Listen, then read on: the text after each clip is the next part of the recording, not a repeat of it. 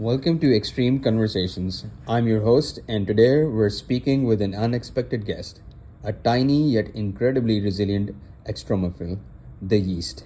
You might know yeast from its role in bread making and brewing, but did you know it's one of the toughest organisms on the planet? Welcome to the show, Yeast. Hi, thanks for having me. It's about time to get some credit for being more than just a bread and beer guy. All right, let's dive right in. In what ways are you considered extreme? Well, where do I start? I can thrive in high alcohol environments, think beer and wine, where most organisms would just shrivel up and die. I can also survive in low oxygen conditions, which is why I play a key role in fermentation. And let's not forget I can handle acidic environments pretty well too. You could say I'm built to adapt to the worst. That's incredible. So, would you say you prefer these extreme conditions?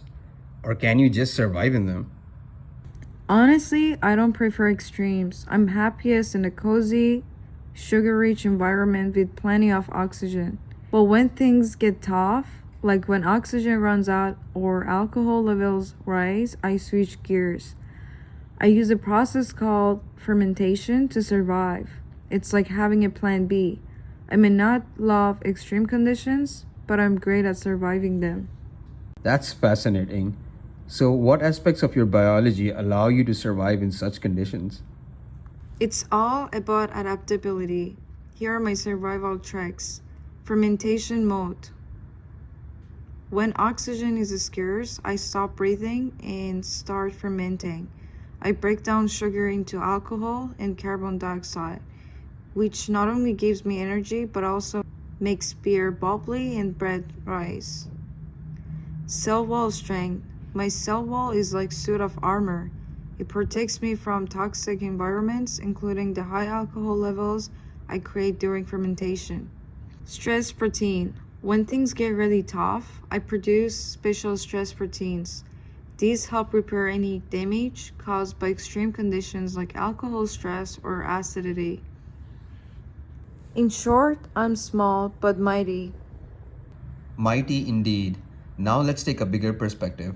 What does your ability to survive in extreme conditions tell us about life beyond Earth? My survival shows that life doesn't need perfect conditions to exist. If I can adapt to harsh environments here, life could potentially thrive in extreme places elsewhere. For example, on Mars, microbes like me could survive underground where it's protected from radiation. On Europa, life might exist in the salty, oxygen-poor oceans under its ice surface. Even the acidic clouds of Venus might be home to tiny extremophiles like me. It's proof that life is incredibly adaptable. That's such an inspiring thought.